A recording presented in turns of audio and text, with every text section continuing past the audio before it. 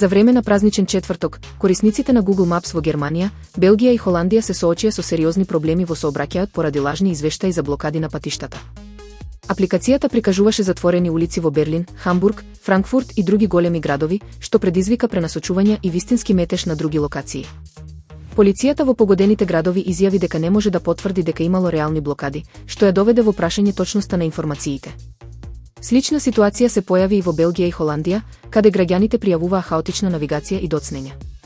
Од Google соопштија дека се во процес на истрага за настанот, но потенцираа дека нивните информации се базираат на податоци од 3 извори, надворешни партнери, јавни институции и самите корисници.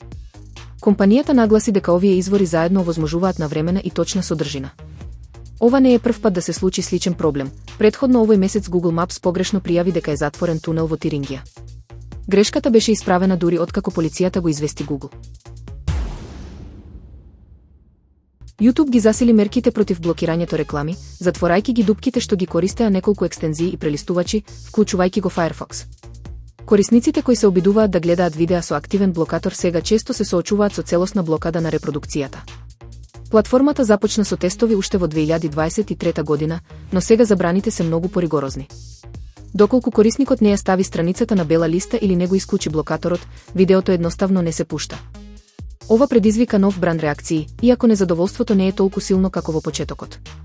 Иако YouTube нуди премиум претплата за гледање без реклами, многу корисници не сакаат да плаќаат.